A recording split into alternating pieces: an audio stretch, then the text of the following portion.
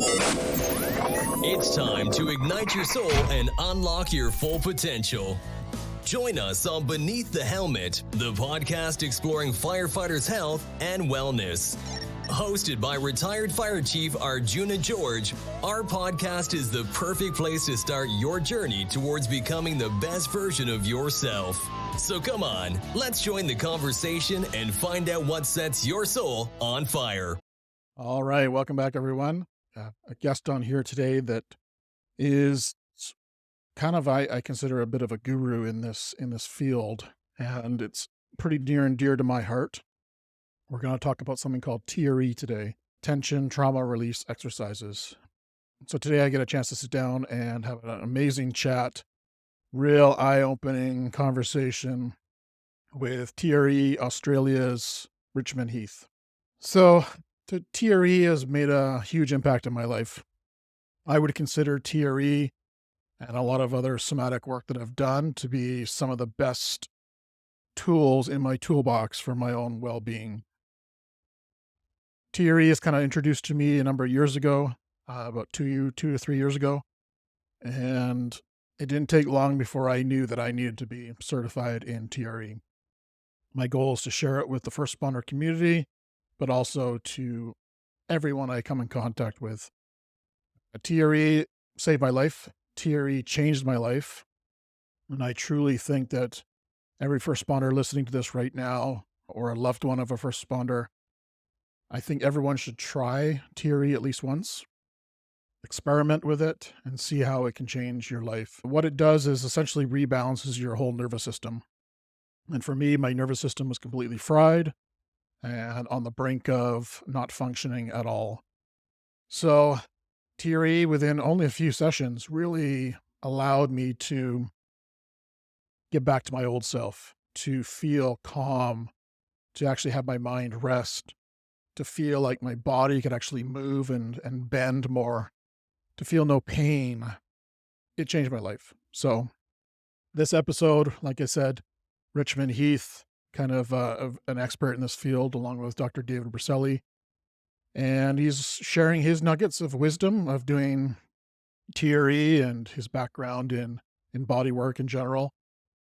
So if you're interested in some somatic work, I highly recommend this episode. You're probably going to want a pencil and paper to take down some notes. And I just encourage you and I challenge you to take your own self-care into your own hands and reach out to a TRE provider or somebody else that you fit well with and see how some somatic work can heal you. Talk therapy is amazing. All these other things, modalities of, acupuncture and massage, they're all huge benefits to your well-being. And some people it might work amazing for, and some people it might not be quite as effective. But for me, TRE was a life changer. So I hope you enjoy this episode. It means a lot to me to sit down with Richmond Heath, and hope you enjoy it. All the best to you. Until next time, stay well. All right. Welcome back, everyone. Today I got a very special guest right across the world. And today, actually, when we're recording it, it's July 31st, where I am. And where my guest is, it's August 1st. So I am talking with Richmond Heath over in Australia today. Welcome to the show, Richmond. Yeah, g'day, Arjuna, and all your listeners. Thanks very much for having me. It's a joy to be able to chat to you. Fantastic. So you're not a first responder, but I know you work with a lot of first responders in particular. Love to hear a bit about your past, who Richmond Heath is, and how you became to working with first responders so closely. Yeah, so my main background was as a physiotherapist, and I was always, interested in the human body. I did that for a number of years, but I didn't really feel like my calling at the time. I was much more interested in almost mental health and psychology and that sort of thing. But my sort of relevant story, as these days we would recognize, physios and health workers as a frontline worker, not necessarily a first responder. And with COVID pandemic, we all understand that there's similar kinds of stresses. Mm-hmm. But the difficulty for me is I got to about 32 or 3 and I was getting burnout. I didn't know that concept or that term at that time. All I knew was my body was starting to break down because the primary way I tried to keep myself functioning and happy was using exercise and sport. But I got to the point where, I had chronic calf injuries, so I couldn't run anymore, Achilles tendonitis. Then I had chronic shoulder impingement issues, so I couldn't swim anymore. And I literally remember calling my brother and saying, "Hey, Bill, I can't do the things I used to do to keep myself happy." So what I experienced was, looking back, I was someone who had high functioning anxiety. I was highly functioning, playing high level sport. I was, working at a high level, but internally my system was really running on overdrive, and I just didn't really know that much about it. And so my body I describe it like my body ground me down to a high. I can't continue living like this. And it was partly also the stresses of having a young family and trying to earn money and all those sorts of things. One of my other brothers sent me off to a meditation retreat. So I did a few 10-day Vipassana silent meditation retreats. And on one of those retreats, as I was meditating, when I got to a point where I was just paying attention to my body sensations and not really being involved in trying to control them, my body started to slowly move. At first, it just started to rock forwards, sort of fall forwards. And I remember thinking, I'm meant to be meditating, but I'm thinking, wow, I'm not doing that. My body's rocking forwards. And then it was just about to tip forwards. I was in a seated position. I'm thinking, I'm going to fall on my face. And then my body sort of jolted, and then it started to rock me back. And it was this fascinating experience where I'm saying, my body's not doing that. And so in this meditation format, you're not meant to move. So I snuck back into the hall at night at like 10:30 when everyone had gone to bed. And I started meditating. And as I was just observing my body, my arms started to move in all these sort of spiral patterns, which to my physio brain made sense. But before that retreat, I couldn't lift my arm above my shoulders without pain. And after, 15 minutes of letting my body spontaneously move, my arm could be completely above the back of my head, like going into positions that I just couldn't believe. So in that moment and over that period of time, what happened was I discovered that my body had an ability to, let's say, relax, release, heal me, or, reorganize my movement and my function in a way that I could never do consciously. Now, at the time, I had no model for that. All my family were like, "You've just gone crazy." Because, I'd say, "Look, I'm just letting my body move and stretch." And it felt incredible. And so it wasn't then until about 10 years later that someone gave me a DVD on TRE, did some simple exercises, had a tiny vibration in my inner thigh, and then I slept like I hadn't slept in 35, 40 years. And I got up the next day, and this chronic tension I'd had in my calves was just gone. Like my heels felt like they were through the floor. So in that moment, I hadn't even made the connection between those two events, but I was like, this little shaking, tremoring is doing something completely different to everything else that I'd tried. And I'd tried absolutely everything, to try and relax my body. So I'd been teaching Pilates at that time. Had a background in working in mental health and youth suicide prevention, Aboriginal studies and cultural health and wellbeing. So I had a really diverse background. And it wasn't really till I came back to this shaking and tremoring mechanism through the TRE model that I finally felt like, oh, right, this is what I'm meant to be doing with my life.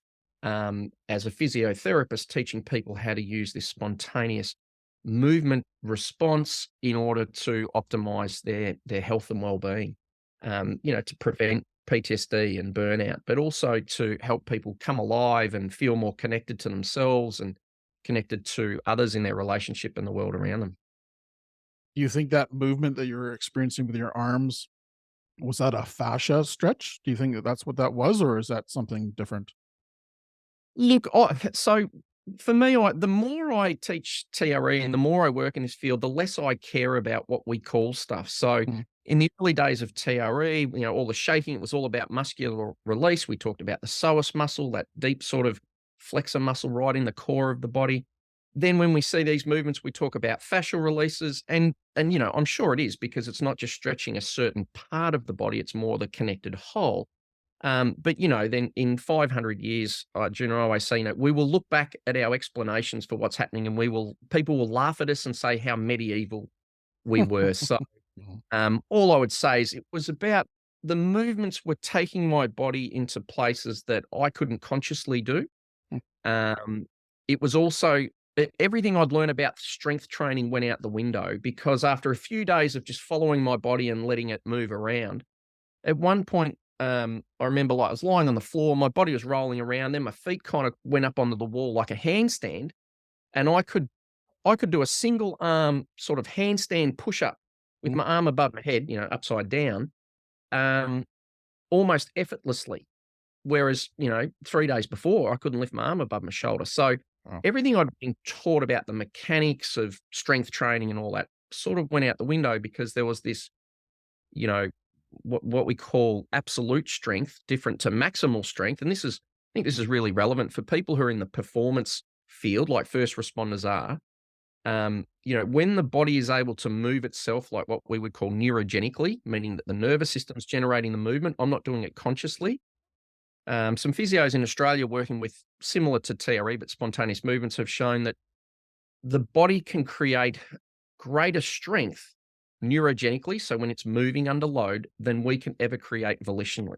So we're greater than our 1 repetition max. So people who work at the gym, work out at the gym, it makes sense. If you're at your maximum capacity, you're pushing up 60 or 80 kilos or whatever it is, and your body starts to shake, effectively what happens is the body, collapses. It's like, that's too heavy. It collapses, and then it grips on and it's thrust that weight back up faster than you can consciously move it. So it's very simple to understand, wow, we can train the body to levels beyond our conscious maximal strength volitionally. And even professional weightlifters, most people only access, professional weightlifters up to 80-85% of their absolute strength that's available in their body. So there's a whole lot of different ways at looking at, TRE. We tend to look at it in terms of active recovery is probably my main area, and, releasing tension and that, but it's also a tool that really can help people improve their performance, which, first responders, like if we said to a first responder, look, you're going to do your job 10 times better. All you need to do is be stressed and traumatized for the rest of your life. Most of them will probably say, okay, I'll do it. Because the focus isn't on, I want to feel good. The focus is, I want to serve. I want to do my best. So it's important that we don't just get focused on how do you get rid of stress without saying, how does this actually improve our performance? Yeah, there's a phrase that us firefighters call as industrial athletes. So we consider the fire service as an industrial athlete. So goes hand in hand with exactly what you're saying there of, we are performers, we are performance athletes, just in a different capacity than what you see on the news, right? Or on. Yeah, that's right. That's 100%. And why that's so relevant is the biggest breakthroughs in athletic performance over the last, 10 to 15 years. Some of it's come through improved training and understanding, but a lot of it has come on a new focus on recovery. So I like to talk about the concept of active recovery. So when I grew up, our sports people, they played hard, then they went out and they drank hard, and they turned up and they played hard again. These days, I've got some friends who play elite level AFL football. They play a night game that finishes at 11 o'clock. They go back to the club to do their ice baths, their stretching. They don't get home till 1:30. So they're dedicating this time to complete the activation cycle where they're performing, but then there's all this time and effort put into recovery, because they know that if they recover better, they will be able to perform better. So this is where the TRE and the tremoring and breathwork and mindfulness and all those different tools that help us restore the body back to sort of relaxation and peace and comfort after activation, effectively being able to switch off, finding the off switch.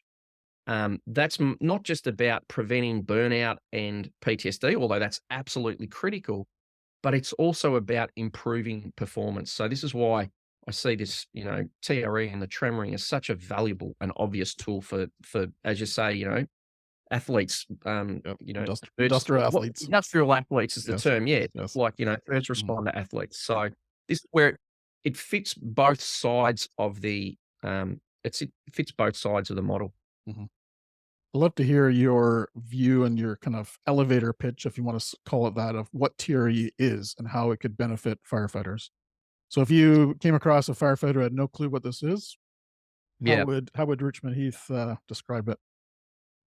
So look, what I'd say is that we're going to deliberately invoke a spontaneous shaking, trembling, or movement reflex in the body. And then I'd say, have you ever seen someone shaking after an accident, either yourself or some people that you're working with, or even if not that, dogs shaking in a thunderstorm? So we've all seen this shaking response. And all you need to know is that that shaking is not helping the body to fight and flee. That's very obvious.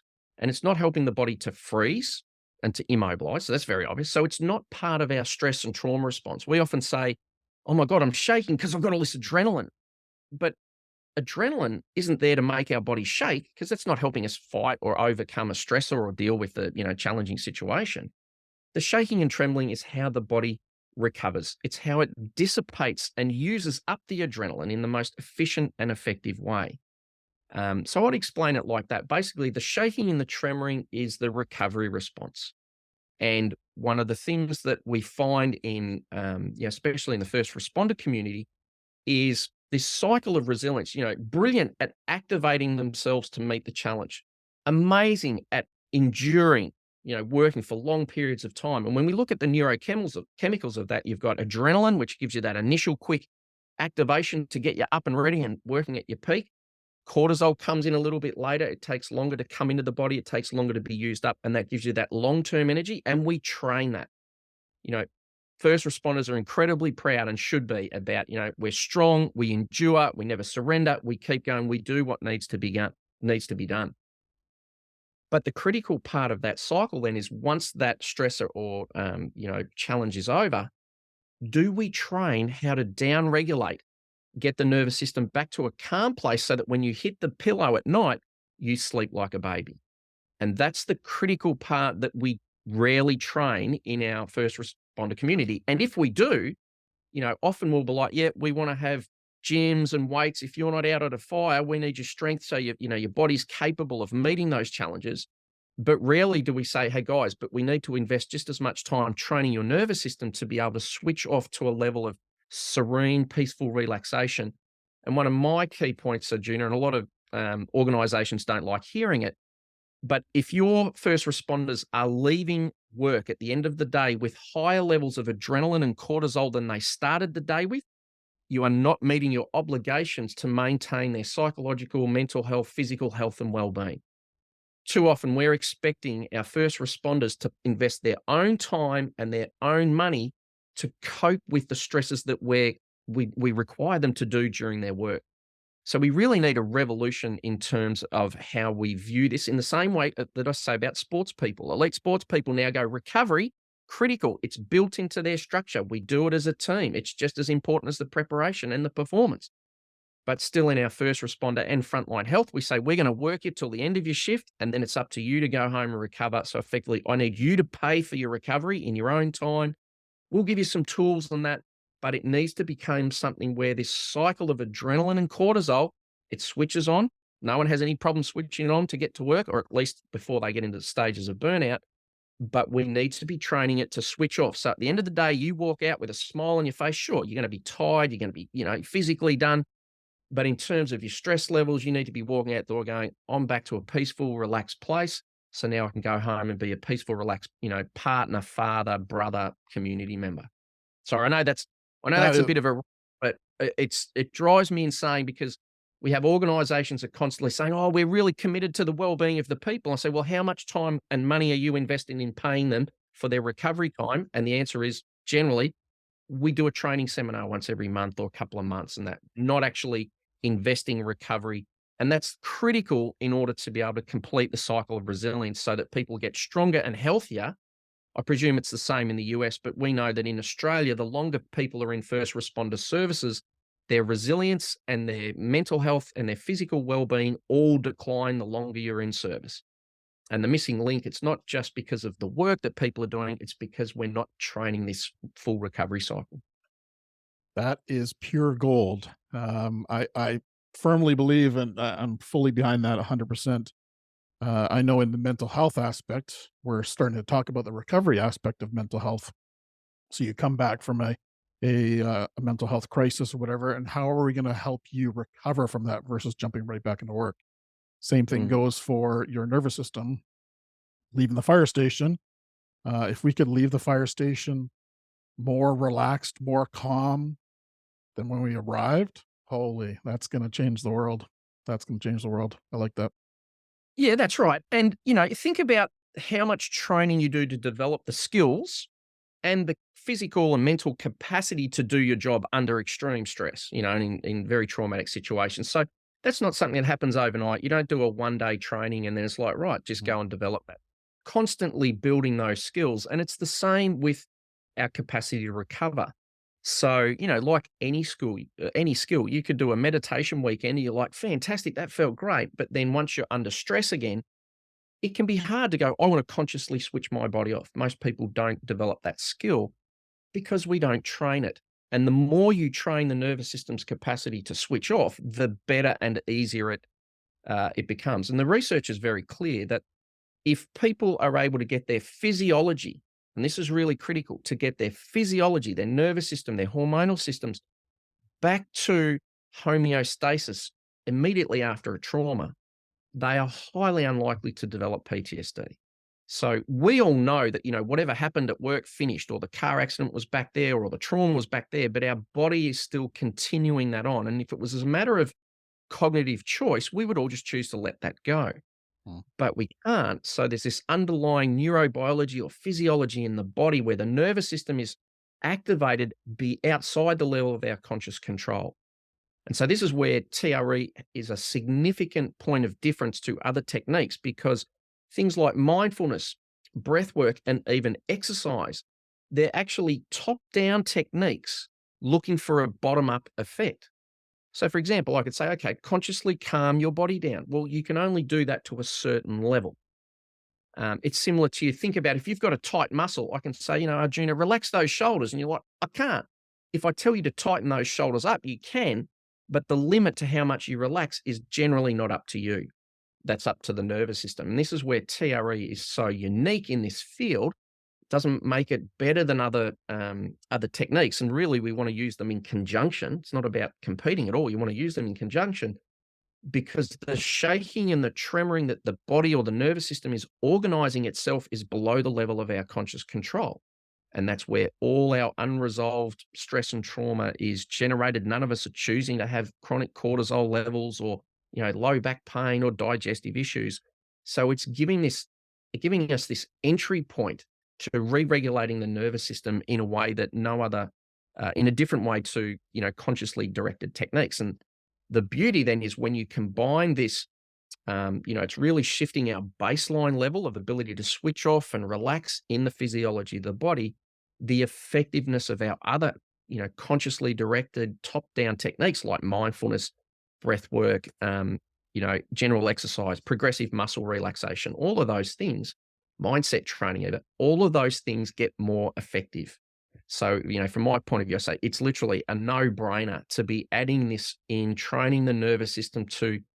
And the beautiful thing, it's not just about letting go of the stresses of the day, but when we activate this tremor mechanism, it starts to reduce our baseline level of stress and tension in the body. So we actually start to build and train what I like to call neurobiological resilience. So it's not just my mental capacity to endure, it's my physical, my structure's ability to ramp up, perform at the peak, be highly adrenalized, have high cortisol to endure that, but then the ability to go, right, shift's over, fire's finished. Now my nervous system is at an elite level of going, how quickly can we turn off, get back to relaxation? And in fact, like training at the gym where, you tear your muscles and that's how you grow strength because they repair. When you train that cycle, at the end of that cycle and you sleep, you don't go back to your baseline and go, wow, I haven't got stress today. You actually start to build neurobiological resilience and strength in the body. And ultimately, resilience is the ability, it's not the ability to endure. It's not resilience in scientific terms. It's not, if you bend a metal, how far can you bend it without breaking? It kind of is, but really it's about that when you let that pressure go, it can come back to its set point. That's where, resilience we often think about is, can you cope with the stresses? Can you perform under pressure? That's not really resilience. That's endurance. Right. Resilience is going, once the pressure is finished, can you go back to being just as relaxed as you were as a 3-year-old child when your body was soft and relaxed and your breath was calm and natural and you're, sleeping like a baby. Mm-hmm. That's the key bit that, we need to be training. And again, why TRE is so valuable. And I like to put in, Arjuna, TRE is just one way of working with spontaneous movements. In Japan, they've got Katsujin Undo, which is called loosely translated as regenerative movement. In Bali, bioenergetic shaking, the Kalahari Bushmen talk about. I can't pronounce the name. They've got like the clicking sounds like nyom or something. So there's lots of cultures around the world that deliberately use this shaking and tremoring reflex. So I want to be really clear. TRE is just a neuroscientific Western model for us to access it and view it through a trauma-informed lens, which is incredibly helpful. Mhm. But at the end of the day, what we're doing is accessing this innate recovery response in the human body that all too sadly in our Western community, we've pathologized, we've overlooked it. In mental health field, we say shaking's a symptom of anxiety. It's a symptom of PTSD. In the gym, you start shaking in the gym, well, that's a sign of weakness and fatigue and a lack of control. If you're shaking at after the scene of a fire or a car crash, we're like, oh, you're losing it. You're starting to lose control. So we've simply just misunderstood this sense of, hang on, great, yeah, it's over. Your body's trying to recover and down-regulate you so you're ready to go again. But if we don't understand that, then unfortunately, it gets suppressed and inhibited in all those fields individually, collectively in an entire fire force. And it's really sad because it's such simple information. It makes sense. As soon as people hear about it, they go, oh, right, this makes sense. So when I'm shaking after a traumatic or critical incident, I need to let that happen because that's my body trying to recover. You're like, yes. And if I suppress it, you know what's going to happen? It's like putting the lid on the discharge or the David Berceli's got the decompression. It's the way the body decompresses. And if we don't let it happen, guess what? We're just putting plugging the hole and it's going to build up. And then we all sit around at conferences going, geez, we've got all these problems with resilience. What can we do? Blah, blah, blah. And we go, well, we just need to and train that capacity for the body to compress, meet the challenge, and decompress. And we can't do that if we don't normalize and depathologize this shaking and tremoring reflex, which is natural in all mammals and every single person on the planet. Mhm. Beautiful. Yeah, I know when I first started going to my first house fires back in the day, my legs would shake uncontrollably while I was driving to the incident. But Mm. the beautiful thing is when I got there, I was cool as a cucumber. So what was happening through, and I didn't know at the time, but it was dissipating my energy, my nervous system was dissipating that adrenaline, I guess it was, right? Is that correct? Adrenaline?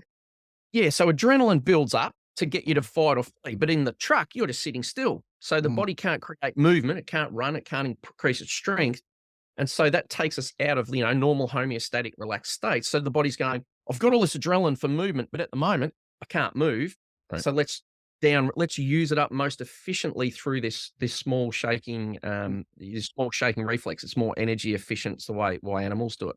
Mhm. So yeah, that's a perfect example where you can look back now and say the shaking was helping improve your performance Mhm. because you were more relaxed. Whereas if you had have suppressed that and held that in, your nervous system's going, I've just had a big shot of adrenaline, siren's gone off, we're all pumped. And then if that's not down regulating, you're all tense. Mhm. And no one performs better when they're tense. The more cool, calm, and physiologically relaxed, the better. So, I mean, that's a great example where, if you're tremoring before performance, it can be used after offer for recovery, but before, that's helping your body perform better in the moment. Mm. So again, this is why this shaking response and this critical information for first responders, it's not just about, oh, let's prevent PTSD, let's stop burnout. It's actually about let's perform better.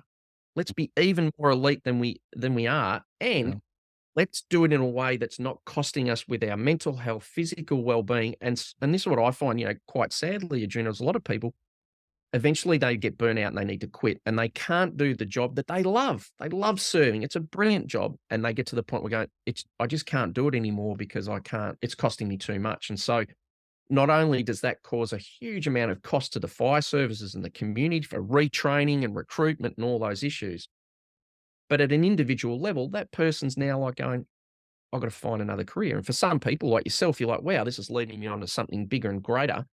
But for many people, they're like, you know what? I love firefighting. I love being in the defense force, but I just couldn't keep doing it. So that's the real sadness for me is people often lose their passion and their purpose for this incredible job that they're doing. So critical element is the big fear for first all organizations really is saying, hang on, we're already working at capacity. We can't afford to take 20 minutes off the end of each day and get people to down regulate.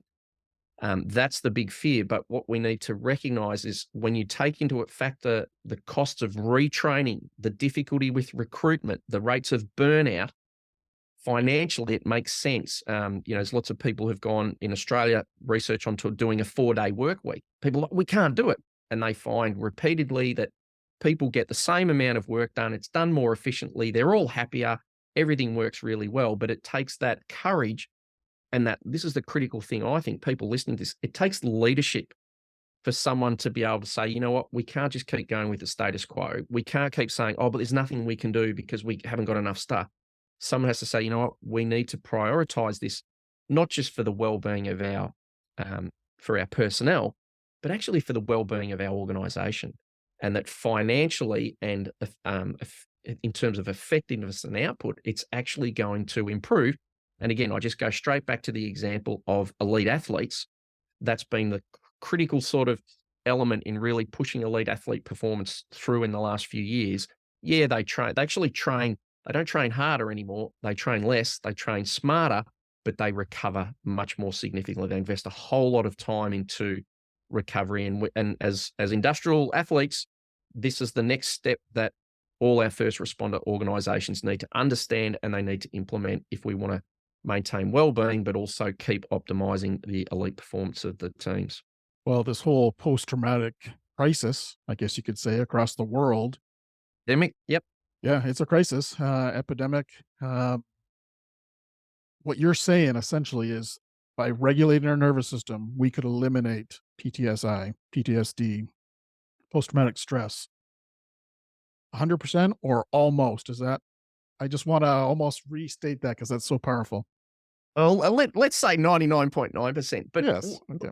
The way I would say it is if we have the ability to downregulate our nervous system, to literally let go the stress and trauma and the fight and flight, the defensive responses that are activated, then no, yes, we would eliminate it in those cases. So the issue, of course, is do we all have the capacity to downregulate, train our nervous system? And I'd say, well, we're all going to have varying abilities, a bit like, if you've got a golden retriever dog, it's just naturally calm, its nervous system is very relaxed. You've got a border collie, it's already hypersensitive and hyperactive. So there's going to be varying degrees in the ability to train that. But I always like the example, Arjuna, of the samurai warriors.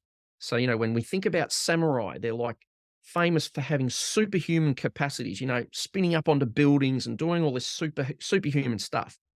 But then also the other side of it is they're like chilled out Zen masters, completely peaceful and relaxed. So one of the secret practices they had was called Seiki Jutsu, effectively, roughly translated as life force yoga. And what it involved is they would meditate to the point where their body started to spontaneously move. So in TRE, we do it a different way. We just use a little exercise or lying on your back so you can go into it. But effectively, they were training their nervous system's capacity to downregulate. And by working with this spontaneous movement, this is part of the key way where they're known for being, superhuman. They weren't superhuman. They were just training themselves at the level of their nervous system in a way that other people who are training consciously weren't doing. So, there's an example for me of, training peaceful warriors to an elite level. The samurai give us that example. Every army and every force, they were doing all the other combat training and the strength training, but they had something different. And it was this spontaneous movement practice that in TRE, we just package up and say, look, just go into it this way. You don't need to meditate to access it, although doing all that mindfulness is also really valuable and a big factor. But that's the magic of TRE. And a lot of people, when they hear about it, go, oh, you got to learn some exercises and you have to do that, but there's no exercises required. Everybody can be tremoring within 30 seconds to a minute, lying on the floor, lying in bed. This is, I say to people, if you can't get to sleep at night, if you're working flat out, no one's looking for an extra exercise program. I want to do 30 minutes of exercises. But if I say, if you don't fall asleep immediately or within a couple of minutes when you hit the pillow at night, well, you've got 10 minutes to bring your knees up and do a shake and tremor and down-regulate there. Or if you wake up and you can't get back to sleep, bring your knees up, do the tremoring then. If you wake up early in the morning, you've got time and it wakes you up, do it in the morning. So it is super easy and efficient to start. All we're really doing is mobilizing an internal resource that we've all got that we're just all not using. So it's so super efficient because at the end of the day, when you've worked a whole shift and you've been switched on mentally, most people are going, I don't want to go home and grab my mind and try and meditate and focus for another hour or half an hour. Now, if you do, brilliant, but most of us don't want to. And if you've been on the hoses all day or on ladders and you're physically exhausted, or you're fighting wildfires, as you call them, or bushfires, last thing you want to do is go, hey, let's go and hit the gym. That all works well in the quiet times. But when you're physically exhausted and you most need your recovery mechanisms working, we don't have the mental energy or the physical energy to do mindfulness or go and do some breathing. And this is the great thing is with the spontaneous tremor mechanism, because the body's generating the movements itself, it doesn't take any mental focus. It doesn't take any physical effort. So when you're most exhausted is when it's most accessible and effective, because you go, hey, you just lie down and let go. You just lie down and relax. In fact, you don't even have to do anything. You watch the football. You can watch TV. You can read a book if you want to. You can talk to your colleagues. You can be lying on the floor back at the station having a chat about the day or laughing about the night, but your body is generating the movements. So this is, again, where it's so significantly different from other techniques that tend to take mental or physical effort and focus. This is the complete opposite. It's truly just about letting go and surrendering. In the same way that we talk about falling asleep. You can't sort of think yourself to sleep. You can't exercise yourself to sleep. There's a point at which the body just takes over and you fall. That's why I call it falling to sleep. Similar with TRE, you just surrender and let go and your body takes over. So this is a critical, again, point of difference, because it bypasses the barriers that we generally have to regular self-care practices and maintaining. And as I say, most importantly, when you're working at your absolute capacity and effort levels, most people are going, I'm too exhausted to now put in energy to recovery. And that's beautiful, because you don't need to put in that energy. The body delivers that energy and generates it for yourself. So it's super, super efficient. I love how you focus so much on the recovery aspect of it versus a preventative. I think recovery is such an element of industrial athletes, first responders, that we just totally dismiss. So I think that aspect of recovery, I think, is so critical. So I appreciate that real focus on that aspect of it. Yeah, and the thing is, when we look at it in a cycle, and on my website there's some presentations that I highly recommend people go and watch, so you can see some slides and get the understand adrenaline and cortisol levels. But when we look at well-being and performance as a cycle, we can say, oh, I've done my shift, now I'm in recovery mode. But if you look at it from the perspective of the next cycle, the recovery mode is the prevention and the preparation for the next cycle of activation. Sure. So when we look at it like that, recovery is prevention is recovery, and then both of that is working towards optimizing our performance in the moment when we need it. Beautiful. And the reason I say that is my real passion around the TRE. Why I'm so passionate about it is it's not therapeutic where I'm saying you need to keep seeing me. You need to come. I've got the magic. I'm going to help you. It's going, I'm going to teach you how to access it, how to make sense of it, and then you've got it in your pocket. You can use that, pull that tool out whenever you need to. And so if we were to be training, first responders when they're first inducted into the services and they learn this, then we don't have to go, oh, we've got to work with recovering from PTSD. We're going to be preventing it, because people are stopping all those little micro accumulative stresses and traumas where we have an incident, we get a bit stressed, the body doesn't recover. Now our baseline is a little bit higher than it was. The next day we go to work, same process. And this is the process of cumulative trauma that builds up over time, which is well reported to be just as significant, having a negative impact to first responders as critical incidents. It's this sense, it's just the step-by-step, day-by-day build up in the physiology. And the term we have for it, and in Australia, it's a badge of honor, is harden up, or hardening up. You got to toughen up. Mm. Now, again, that's great because it helps us toughen up and deal with the stresses, but we need to be able to soften down afterwards. So when we get home, we're not a ball of, built up stress and tension that we bring that home to our partners and our families and our kids. So yeah, again, it's about training this full cycle. Love it. Yeah, TRE has been a game changer for me. I definitely don't feel I would be sitting in front of you right now if I didn't learn TRE to help my nervous system. There's no doubt about it. So I owe TRE to my recovery, I believe. So Yeah, look, same for me. And I've done lots of other different things and stuff as well. But for me, what happened was once I just had this spontaneous movement reflex, initially through meditation and with no framework. But then once I started using this tremor reflex, the way I describe it, Arjuna, was for the first time in my life, I had a way where I could discharge my stress or decompress in a healthy way. Mm. So up until then, I could drink alcohol or, overeat food, which I still do to some degree, but those things would tend to numb me out and disconnect me from my body to give me a short-term fix, but it wouldn't really deal with it. I used to use exercise because that was, dissipating it to a certain degree, but it's really only letting the top of, it's like opening the lid of a boiling pot. It's like letting the steam out, but underneath it was the flames under the pot were still burning. And the only other way up until I found TRE was basically through sex, whether it was on my own or all too often I laugh, on my own or with a partner. But sex and ejaculation and orgasm was the only way that then afterwards I go, oh, now I feel like my body is more relaxed. Mhm. But of course, that's quite draining and can be quite depleting on the system. And so this is where once I had this tremor mechanism, I was like, oh my God, I've now got a way to physically decompress all the tension inside me that's not going to be exhausting me or it's, not that compulsive. So it was like opening a doorway of saying, hey, there's a healthy way over here, Richmond, where you can let your system unwind. And it was different to exercising it and sort of exercising is like blowing the steam off the top.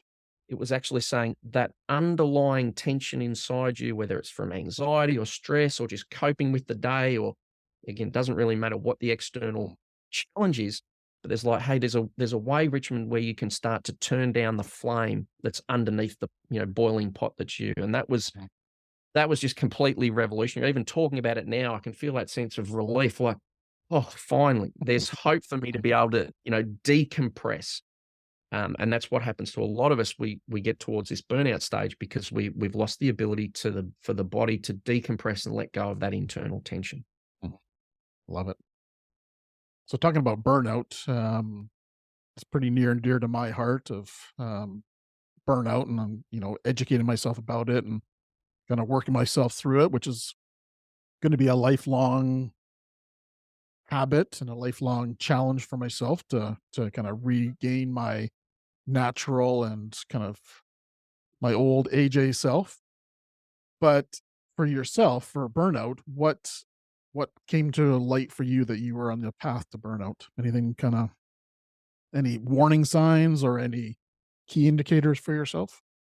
Yeah. So look, this is something that I've only really it's only just landed for me in the last few months when I was doing a presentation for our Australia New Zealand Disaster and Emergency Management Conference and putting stuff together particularly from burnout. Because immediately when we say burnout, what comes to mind is I've got low energy, I'm exhausted. That's what happened to me as a 30-year-old or whatever. My body broke down. But what's fascinating, and I just think this is almost the most important information about burnout, is that burnout happens in stages or phases. And what we think about of burnout is the end stage where you're going, I've got low energy, I've got low motivation, my body is grinding down to a halt. So that's like stage 3.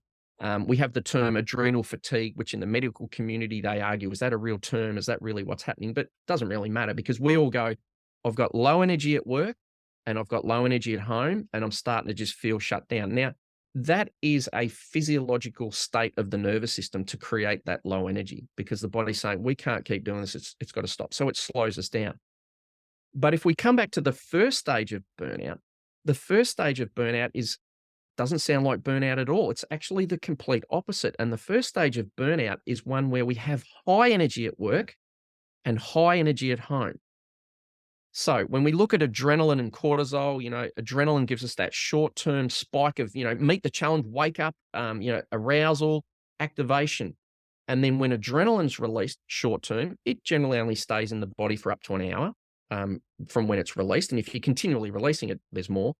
But adrenaline releases cortisol. Cortisol takes longer to be activated in the body, but it takes much longer to dissipate. And a couple of critical things. First of all, adrenaline and cortisol are not stress hormones. We hear this all the time. They're actually energy hormones. They're not designed to create stress. They're designed to create energy, and then we've got the energy for movement. The difficulty or the fact that it happens in first responder work is that we often have regular little spikes of adrenaline throughout the day, which rise and fall, but they create releases of cortisol, which takes much longer to fall. So at the end of the day, if we look at our normal cortisol level, we should have a huge cortisol spike in the morning, which wakes us up from sleep, brings us to arousal. And if you're having a peaceful day, your cortisol levels will slowly decline across the course of the day, get right down to low, when it's getting to bedtime, and then they will cycle on again. When we're in a high stress, environment, we keep getting these adrenaline spikes through the day. The adrenaline might rise and fall, but the cortisol keeps getting triggered and released. So at the end of the day, you've got high cortisol levels. So what this means is when you're in this first stage of burnout, you're full of adrenaline cortisol at work, which often means you're performing at your peak because that's what those chemicals are designed to do. So you're like, I'm on fire, I'm doing the job, I'm switched on, I feel alive, I love it. The first stage of burnout, however, has got nothing to do with fatigue. It's when you go home and you can't switch off because these adrenaline and cortisol cycles are still so active. So what it means is you've got high energy at work, but you've got high energy at home. So it doesn't look like burnout at all. And what's significant is when we don't understand this, most of us love that feeling of being switched on. It's part of the pleasure of working in a life and death environment. You feel so alive. Mhm. So the first sign of burnout isn't fatigue or tiredness or low energy or low motivation. The first stage of burnout is I can't switch off when I get home. It takes me more than 5 or 10 minutes to fall asleep at night. When I get home, I can't relax and unwind and my breathing and my physiology slow down. I have to have some beers or I have to smoke some dope or I have to eat chocolate or I need to hit the gym for an hour. But even then, I lie in bed, my mind's racing, wakes me up. So this is where the paradox is. Most people who are in the first stage of burnout have got no idea because they're going, I haven't got a problem with energy levels. My it's hot. I can't switch off. But that is actually the first phase because it's not until that becomes a bit more chronic and it starts to catch up in the body. Then we start going, I've got high energy at work, but when I get home, I'm starting to feel low energy at home. And that's really the middle phase until it develops into the final stage of I've got low energy at work, at low energy at home. I can't keep doing it and I'm burnout. So this is critical because most people aren't being saying, hey, your inability to get to sleep at night, that's a sign of burnout because it's the opposite to what we think of. And yet if we can catch it there, and this is again why we're saying, right, we need to train you how to down-regulate your system so that when you leave the station at the end of the day, your adrenaline cortisol's levels are back to where they were at the start of the day or as close as possible. It's not going to happen instantly, but the more you train it, the ability to switch on and switch off, that's what elite athletes are all about, physiologically, not just mentally. The more we train it, then we're going to start to interrupt this cycle because we're preventing what we think of burnout and that low fatigue rather than trying to treat it or deal with it after the fact when people are going, I need time off work, I can't keep going. We're actually going to be saying, hang on, we're picking this up before it even gets to the element of fatigue or tiredness or low motivation. Does that explain that clearly? Like for me, that was just, I hadn't understood that until quite recently. And I'm like, that piece of information, if you want to look for burnout, don't look for the people who are fatigued. They've already got it. They're already, the story about the sheep. You're sitting on the river and the sheep comes past, you pull the sheep out and you keep pulling in more and more sheep. And eventually you walk upstream and fix the fence so the sheep aren't getting in. Again, this is what we need to be doing is going, okay, burnout, stage 1, high functioning, you're loving your job, you're pumped up, you're probably highly adrenalized, you go home, you want to go out on the town, you want to keep pumped, you want to hang out with your buddies because you're still in that highly adrenalized state. You go home and the family or the kids are all in a different state and there's a jarring. Mhm. You're like, I don't feel alive. It happens with veterans as well. It's like, I don't feel alive when I'm here in the Western world because I'm used to feeling alive. And again, this is the thing is a lot of us, we love that state. Mhm. We like it. It's like I feel pumped up when I go home. I don't want to calm down because I want to feel alive. And this is part of the education. And if we can do that and train the recovery cycle, then people go, right, I need to be able to be adrenalized and cortisol at work. And then when I need home, I need to be full of oxytocin and the hormones of recovery and relationships so that I can function outside in that sort of civilian environment.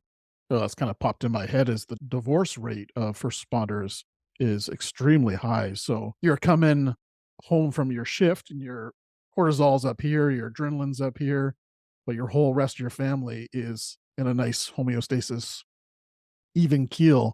So no wonder there's conflict at home between partners and families and kids, and Mm. they're coming in That's right. totally unregulated to a Yeah, that's right. Well, hopefully regulated. Not to say that the families are necessarily all regulated, but yes, there's a a disparity between the two. yes, Uh, and the thing is, when we are in these high adrenaline, high cortisol states, they're not designed for us to be relational. We're in life and death here. Everything's focused externally. We're not designed to be in touch with our inner self, our physiology. We're not meant to be, calm. We're meant to be tense and mhm, hyper vigilant and hyper reactive. So I don't know, kid, I don't know, leaves the Lego out and you don't just go, hey, darling, can you put your Lego away? It's like, what the fucking Lego? Like mhm, bang, totally. the sit. And that system, we're designed, it's trained hypervigilance. Mhm, So the thing is, it doesn't matter about whether your adrenaline, cortisol, stress, and trauma levels are high because you've had a critical incident or because you're training them to be high for trained hypervigilance at work so you can perform better. But when we have that chronic hypervigilance, then we also have chronic hyperreactivity. In those states also, Arjuna, what's really important to be aware of, as soon as we go into any level of an adrenaline response or a fight or flight stress response on any level, we start to lose connection with our own body because we're designed to not feel what's happening in our body so we can focus externally, even to the point where people sacrifice their own lives in order to save others. So it's a huge skill. But what it often leads to is then when we come home from work, we're disconnected from what's happening in our physiology. We're disconnected from, peace, calm, comfort, softness, compassion. There's a physiology that's accompanying the hypervigilant state, which is not, that physiology is not designed to nurture deep, intimate connections. right. And this is what it's not just about performing at work. It's also about, let's not call it performing, but it's about relating at home and being able to maintain, relationships and deep connections with our loved ones. Mm, so powerful. You mentioned earlier the power of breath work. How does that relate and support prevention from burnout? Yeah. So in my experience, the ability to change your physiology in the moment in real time is one of the most incredible skills because with TRE, it's something you would tend to more do, when your body's not going to shake while you're, holding the hose and fighting the fire. When you need to Mm, be in active mode, it will tend to only happen before or afterwards, like you've said, when your body's in recovery mode. But in the moment, training the ability to regulate our nervous system can be critical. So how do we consciously calm down our system? And when we look at the central nature of breath, one of my teachers talks about it as, you know, the breath is the remote control to the nervous system. mm, The ability, if you can change your breath, you're changing the state of your nervous system. If you're stressed and anxious, I can think about stuff, but if my breathing's still fast, my body's getting that feedback that we're under stress here. So being able to consciously regulate the breath, I believe, and it's well reported in sort of especially training in soldiers where breath training. We're not talking about necessarily traditional breath work where we think of hyperventilating for half an hour and doing like a cathartic release, which can be absolutely amazing and critical for healing. But what we're talking about really is breath control in the moment. So I can go, right, I can feel I'm a bit tense. I need to consciously calm down. Or I'm feeling a bit tired. I need to consciously wake my system up so I can be activated. Now, that's a skill like, yogis have been practicing for thousands of years, but it often takes a fair bit of training.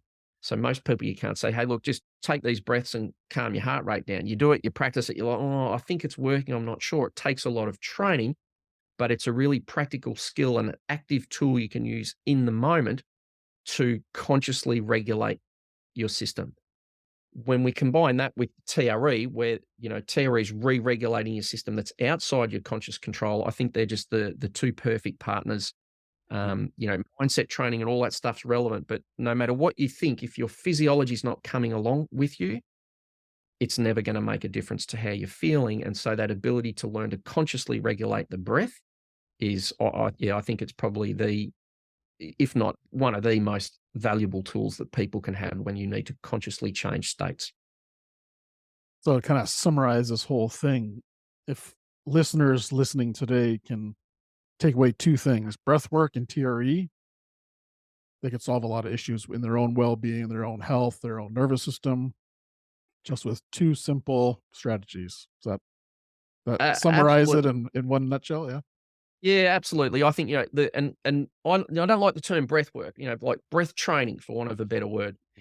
So people aren't thinking, I've got to do the half an hour, hyperventilating. Right. You might do, but it's about going, can I deepen my breath? Can I slow my breath? Can I increase my carbon dioxide tolerance so my system's not as reactive? All those things. That's for me like the active tool. That's consciously directed tool. And then TRE is call it passive tool, where you're learning to let go and surrender and let your body lead the process. The breath work, your mind's leading it. The TRE, the body's leading it, and those two fit together. But it will make a huge difference, because we'll be able to help people regulate the cycle of adrenaline, activation, down regulation, and recovery that we're missing that down regulation and recovery phase in terms of training it. If we get that in balance, then that's going to make a huge difference. But it does make a difference. Diet is critical. General exercise levels. Most first responders are already pretty active, so that's not generally such an issue. But mindset as well. There's all different factors, and if we only ever focus on ourselves and we're not in a good relational space, that's going to have a detrimental effect as well. So it's not like these aren't the only keys. I like to think of them a bit like, it's like the remote control. These are like really, really critical tools that if people learn to access them, they can begin to train their recovery and their resilience to match the way we train the skills and our endurance. I love the remote control, because that definitely paints a real fast, quick picture. And then you also look at the volume or the channel selector, and you could, increase it or decrease it. You could switch channels, which is maybe some breath training to TRE. It's a great analogy. I love it. That's great. Yeah.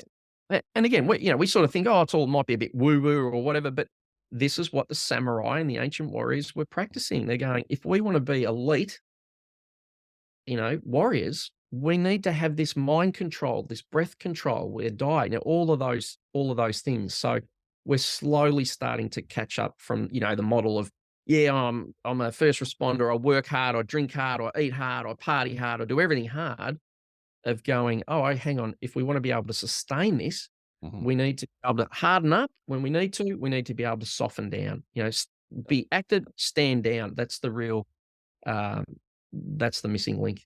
Yeah, love it. So in closing, Richmond, what's one message you'd love our first responder community to hear from you today that really needs to get through to them? What's one message that you'd love to share with us? Can I have two? No, okay. Two. No. Yes, of course you can.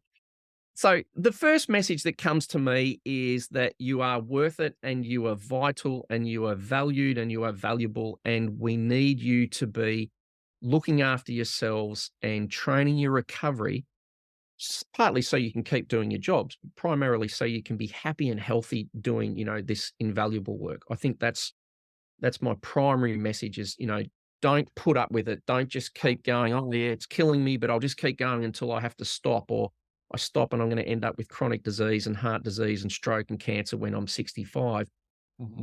People you are and the work that you're doing is way too valuable for that. So I really implore you to, take care of yourselves, learn these techniques, invest that time so that you're happy and healthy, because we need you to be happy and healthy for the rest of us to be, happy and healthy, that you're not sacrificing yourself for your work when you don't need to be. The second thing is, in terms of TRE, is during COVID, I created a free online course for people to learn TRE. It's an introduction. It's 3 guided sessions and a little bit of the physiology. So what I'd encourage you to do is, if you're feeling interested and like, hey, this makes sense and I want to learn the TRE component, the best way to get started, or an easy way to get started, is if you just go to trecourse.com. The course is currently free. It's not meant to be free forever, but it's free at the moment. You can go in there and learn the technique for yourself. And then if you have any difficulties with it, there are TRE providers all around the world who are desperately waiting for people to come and see them so they can share this with them. So yeah, I really encourage you to go. Don't just take this away and go, hey, this is interesting. Take the action to learn the technique. If that's not calling, learn breathing, learn some breath training, so that you can look after yourself. And if I can slip in a third one, because Arjuna, I like to talk. The third one is be aware that this information is critical for your colleagues and your friends as well. If you've listened to this podcast and like, oh, this is making sense, I've got to get onto this. I think first responders already do a pretty good job of looking after their friends, but make sure you share this information with your colleagues, share it up the chain with your managers. Because managers, they're a bit scared of TRE at the moment. They're like, oh, there's not enough research. We haven't done all this, but across the board and evaluations, when people get the chance to do it for themselves, they invariably rate it as being as effective, if not more effective than any other form of resilience training they've done. So couldn't agree more. Couldn't agree more. Yeah, so we just need people to get access to it. So please spread the word, because we need this information about recovery, about the tremor reflex being a positive recovery resource. We need that to spread. People like myself and you, we're doing all we can, but really it spreads at the grassroots level. So, pass this podcast on to someone that you know and care for, who's in a position to help spread the word. Yeah, great. Wise words. Yeah, for myself, TRE it's one of those things that I really truly feel that every firefighter should try at least once. Maybe it's not going to fit their lifestyle, their personality, whatever, but everyone should at least try TRE once with all their other modalities that they want to do, but just try it once, and you'll most likely be hooked and love it and find so much value out of it. But just try it. Just try it. Yeah, totally concur. I like to say to people something, brush your teeth and shake your body. Like, it's a form of somatic hygiene, or body, neuromuscular hygiene, in the same way that we brush our teeth. It's better than that because it's replenishing and restorative, not just cleaning. But yeah, completely agree. Give it a try. And if you're struggling with it and you don't like it, get help from a TRE provider so that you can make it work and you enjoy it. Because again, TRE is not a modality even, or really a technique. It's actually accessing this innate recovery reflex that we've got. You've already got it inside your body. So if you're not using it, get help so that you can use it. It's not a question of whether it works or not. We've evolved with this, and so it's a human birthright that we should all know about and be using in a positive and helpful way. Human birthright. I love it. So how can people learn more about Richmond Heath, and how can they connect with you if they want to connect with you, other than the course you mentioned? Yeah, so through trecourse.com to learn the technique, or the website that I'm mainly affiliated with is just treaustralia.com. So you can there are quite a number of presentations. For example, if you've got a manager that you want to say, hey, I've listened to this podcast, it's great. There's a lot of conference presentations. So I recently got one up there. It's only 18 minutes, what every first responder needs to know about adrenaline, where we talk about this and burnout. So there's some really useful information on that website at treaustralia.com. But also, if you're interested in TRE and you're not in Australia, as most of the listeners probably won't be, if you go to the website traumaprevention.com, then there's TRE providers all around the world. And then, of course, as listeners here, you've also got Arjuna, who's a TRE provider, and so you've got a great contact there. So it's not necessarily about getting in touch with me per se, as much as get in touch with this shaking reflex so that you learn how to use it for your own health and well-being. Perfect. Yeah, all your resources and links to all that will be in the show notes for our listeners as well. So easy to find. Yeah. Well, Richmond, I consider you and Berselli as gurus in the TRE world. I've never physically met David Berselli, but I've talked to you many times, and I've learned so much about TRE, about our human body, about the nervous system. It's just incredible that I actually have the opportunity to sit down and listen to you and chat with you for the last hour about the power of TRE and how it can truly, truly change people's lives. So I just want to acknowledge your dedication, your expertise in this realm of holistic work, because I really truly feel that you are making a difference in the world for sure. So just wanted to express my gratitude to you. Yeah. Thanks, Arjuna. And I'm sort of same in the opposite direction where, I just have so much gratitude for what first responders do. And, I'm passionate about saying, oh, I just wish it wasn't costing so much of their lives and their well-being. Mhm. So yeah, I just think we need to be doing much more for our first responders. Yeah. So Well, very, very, we very keep happy to looking at share. ways to reduce the suicide rate, and maybe things like this can slowly start lowering those numbers, right? So, Yeah, definitely. all right, all the best, everyone. Richmond Heath, an amazing man. Thank you all. Until next time, stay well. Thank you for tuning in to Beneath the Helmet. We hope that this podcast has provided you with valuable insights into the world of firefighters' health and wellness. Remember, caring for your physical, mental, and spiritual well-being is crucial to achieving optimal performance. Join us next time on Beneath the Helmet for more inspiring conversations